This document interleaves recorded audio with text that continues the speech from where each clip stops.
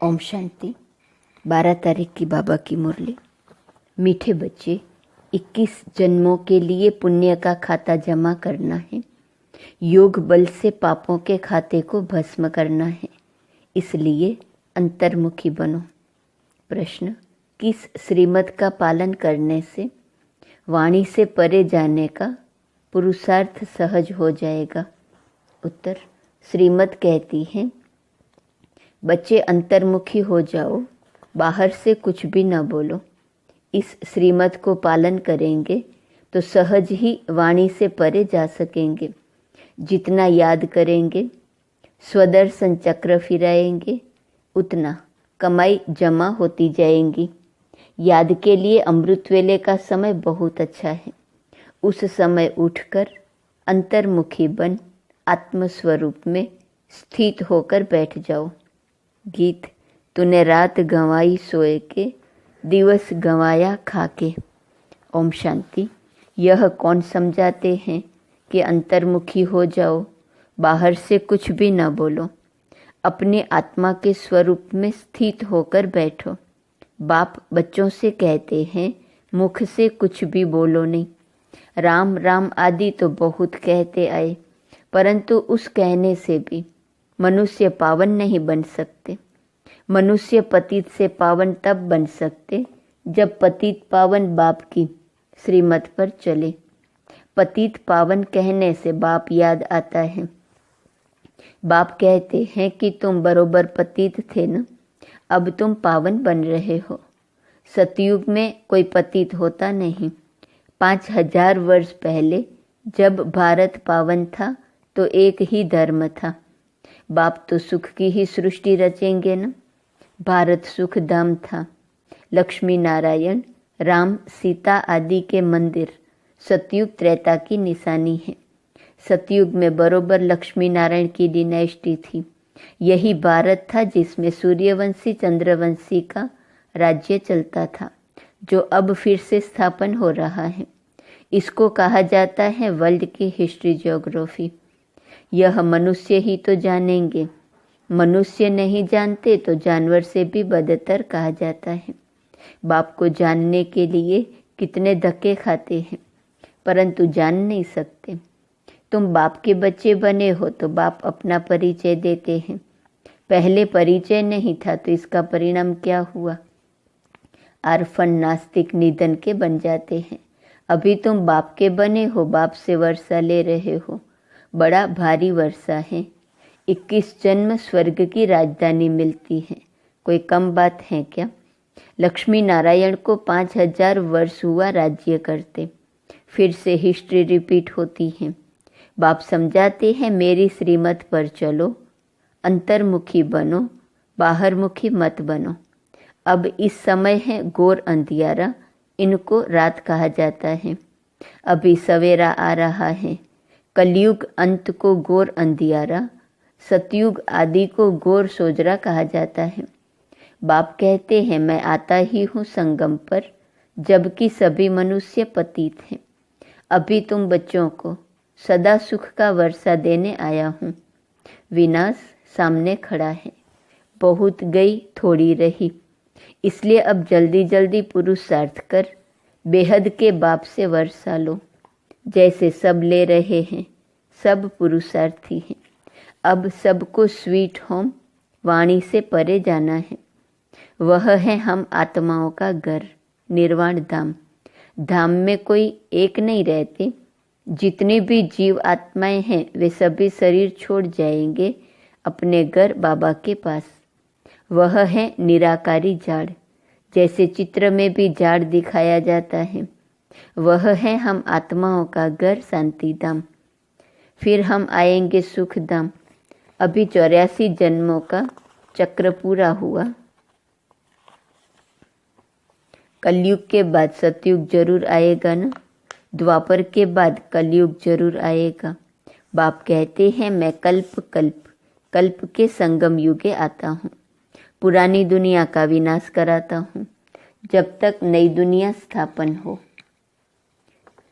तब तक इस पुरानी दुनिया में रहना पड़े। जब तक नया मकान बन जाए तब तक पुराने मकान में बैठे रहते हैं ना।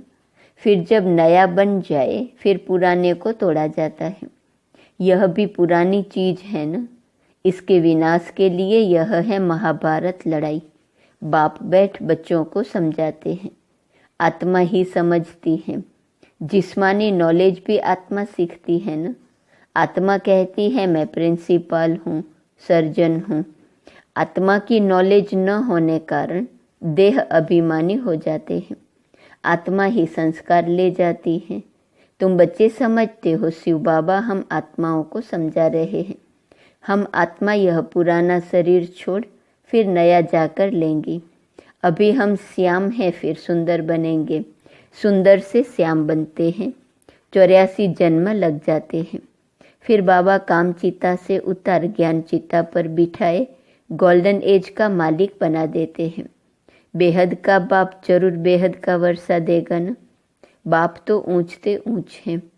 कहते हैं बच्चों के लिए वैकुंठ की सौगात लाए हैं। हथेली पर बहिश्त लाया हूँ। सेकंड में तुम साक्षात्कार कर लेते हो। कितने ढेर ब्रह्मा कुमार कुमारियां हैं। जरूर ब्रह्मा के बच्चे हैं और शिव बाबा के पोतरे हैं। तुम कहते हो हम शिव बाबा से वर्षा लेते हैं। वही सर्व का सदगति दाता है। राजयोग सिखलाते हैं। निराकार कैसे सिखलाए इसलिए ऑर्गन्स द्वारा पढ़ाते हैं।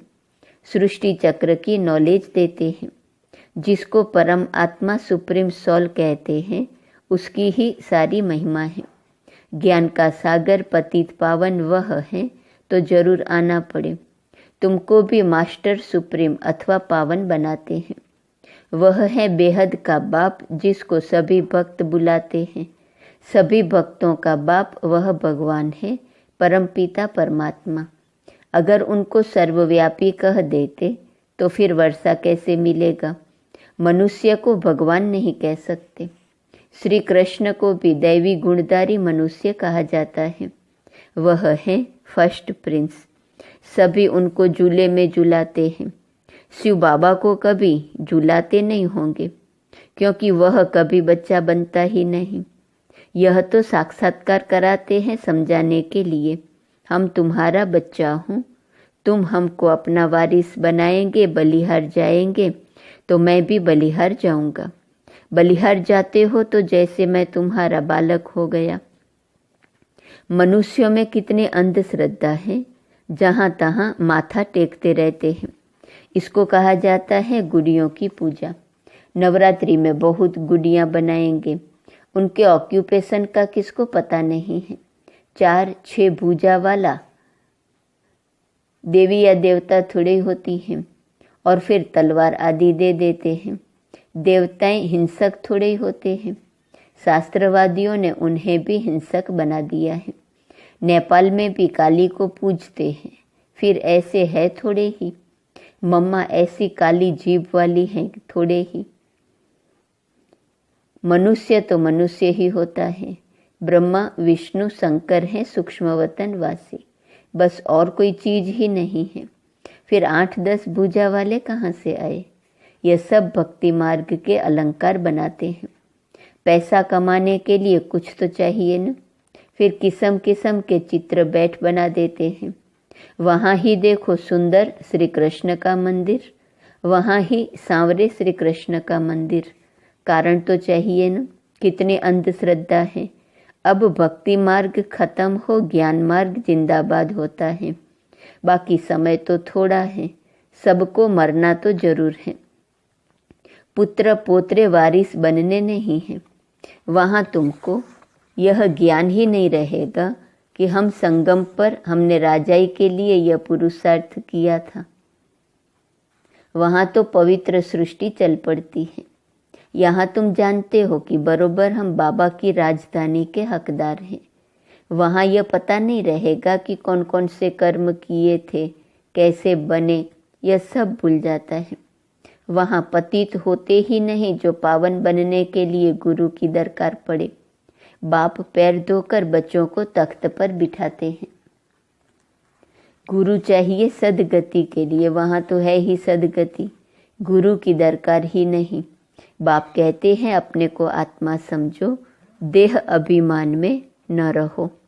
मैं आत्मा अभी डॉक्टर के रूप में हूँ, मैं आत्मा मैजिस्ट्रेट हूँ, फिर ये शरीर छोड़ने के बाद पता नहीं क्या बनूंगा। हम इस शरीर द्वारा पढ़ते हैं, आत्मा ही इन ऑर्गन्स द्वारा पढ़ती है, आत्मा ही सुनती है। यह समझने की बातें हैं, न कि दंत कथाएं हैं। बाप कहते हैं ये सारी दुनिया कब्रिस्तान होनी है, अब जागो, नहीं तो भंभोर को आग लगने के समय हाय हाय करेंगे, परंतु कुछ भी कर नहीं सकेंगे। काल खा जाएगा, त्राही त्राही करके रह जाएंगे, सजाएं भी बहुत खाएंगे। अभी हमें पापों का खाता खलास कर पुण्य के खाते को जमा करना है। नए सिर 21 जन्मों के लिए जमा करना है। जमा होगा बाप को याद करने से। पुराना खाता चुकतू हो जाना चाहिए। ज्ञान कितना सहज है। तुम्हारी रोज कितनी कमाई होती है। जितना जो याद करते हैं, स्वदर्शन चक्र फिराते हैं, तो अथाह कमाई करते हैं अनगिनत। वहाँ कोई गिनती थोड़ी होती है। अभी झोंपड़ियों में बैठे हैं, फिर महलों में बैठेंगे। फर्क तो रहता है ना, झोंपड़ी और महल में। ब्रह्मा द्वारा नई दुनिया स्थापन हो जाएंगी तो पुरानी दुनिया का विनाश हो जाएगा।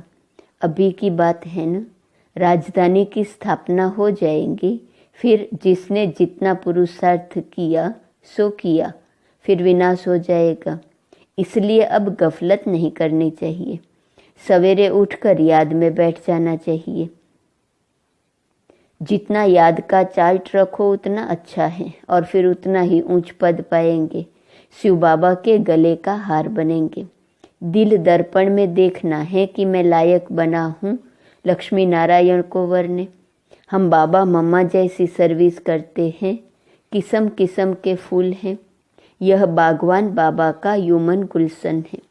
कहेंगे देखो कुमार का मनोहर, कितने अच्छे अच्छे फूल हैं। यह रतन ज्योत है। बाबा इस बगीचे को देखते, फिर उस बगीचे में जाकर फूलों को देखते हैं। बागवान जांच करते हैं फूलों की, तो बच्चों को फॉलो करना चाहिए। नंबर 1, 2 फूल कौन कौन है, ऐसा बनना चाहिए। 21 जन्मों के लिए राजाई पद पाना कोई कम बात थोड़े ही है। अथाह सुख है। विश्व का मालिक बनना है। यह स्कूल है। उस जिस्मानी पढ़ाई के साथ यह रूहानी पढ़ाई करो। टीचर्स के हमेशा अच्छे मैनर्स होते हैं, ऑनेस्ट होते हैं। स्कूल में अंधश्रद्धा की बात नहीं। वहाँ बैरिस्टरी पढ़ते, इंजीनियरिंग पढ़ते। यहाँ तुम राजाओं का राजा बनने के लिए पढ़ते हो। सन्यासी तो कह देते ईश्वर सर्वव्यापी है, बस खेल ही खत्म। बेहद का बाप बच्चों को समझाते हैं, बच्चे ये अंतिम जन्म पवित्र रहो, तुम बहुत सर्विस कर सकते हो। वहाँ भी एजुकेशन डिपार्टमेंट है, यह भी गॉडली एजुकेशन डिपार्टमेंट है। तुम बच्चे हो राज ऋषि, वह तो घर बार छोड़ देते हैं। तुम घर में रहते सारी दुनिया का त्याग करते हो। तुम्हारी बुद्धि में अब नई दुनिया है जो बाप ही बनाते हैं। इसलिए बाप कहते हैं तुम मुझे याद करो। यह पुरानी दुनिया खलास हो जाएंगी। यह रूहानी कॉलेज अथवा हॉस्पिटल भी बहुत बड़ा है, जिससे तुम एवर हेल्दी एवर वेल्दी बनते हो। घर घर में तुम यह हॉस्पिटल अथवा कॉलेज खोल सकते हो। इसमें खर्चा कुछ भी नहीं, सिर्फ 3 पैर पृथ्वी के चाहिए। अच्छा, मीठे मीठे सिकिलदे बच्चों प्रति माता पिता बाप दादा का याद, प्यार और गुड मॉर्निंग। रूहानी बाप की रूहानी बच्चों को नमस्ते। रूहानी बच्चों की रूहानी बाप को नमस्ते नमस्ते नमस्ते। धारणा के लिए सार, पहली पॉइंट, सवेरे सवेरे उठकर याद में जरूर बैठना है। इसमें गफलत नहीं करनी है। पुण्य का खाता जमा करना है। दूसरी पॉइंट, एम ऑब्जेक्ट को बुद्धि में रख अच्छे मैनर्स धारण करने हैं। रूहानी पढ़ाई जरूर करनी है। अंतर्मुखी होकर रहना है।